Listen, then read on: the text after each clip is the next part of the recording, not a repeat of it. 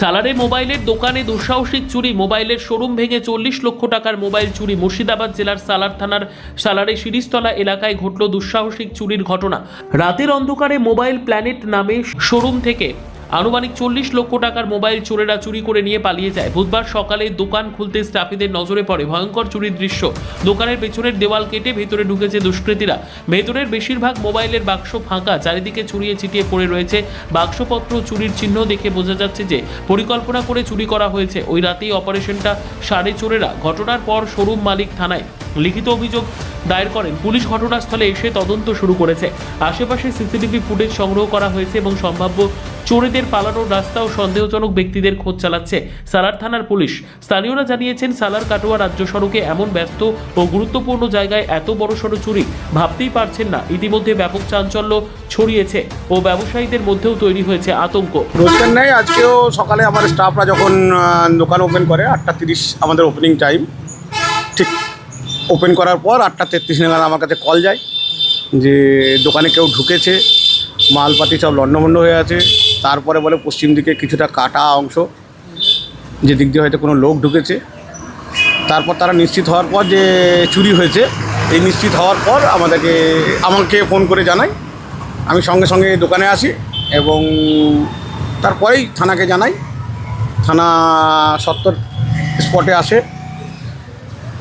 ওনারা বিভিন্ন রকম জিজ্ঞাসাবাদ ছিল, সেগুলো করেছে এবং আমার দোকানের চারিপাশটা ভালো করে যেভাবে তদন্ত করে দেখেছেন।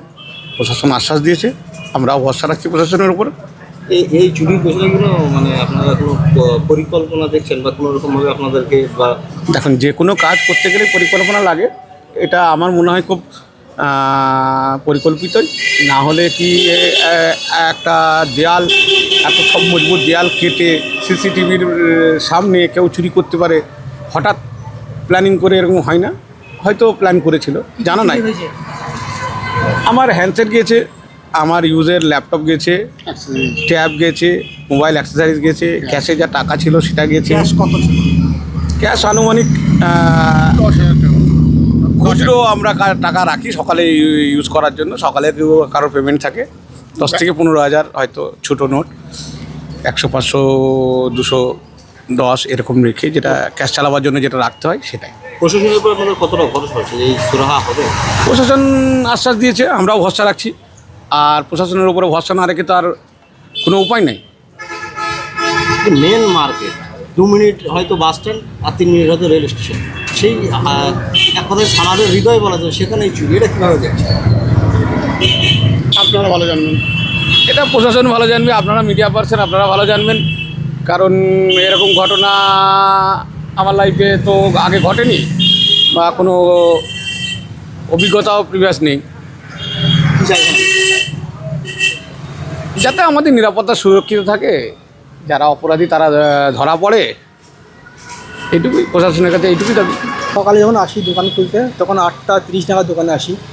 সেই অবস্থায় এসে দেখি যে দোকানের যখন শাটার তোলা হয়, শাটার তোলার পর দেখি দোকানের মাল সব ছড়িয়ে ছিটে পড়ে আছে।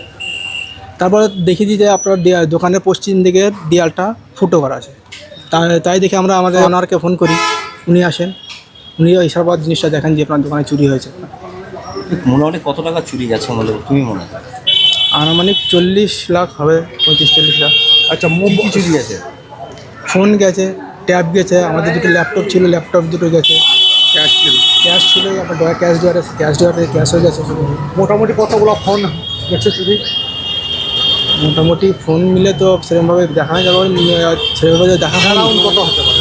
অ্যারাউন্ড 30-35 পিস হবে। কি চাইছে এখন?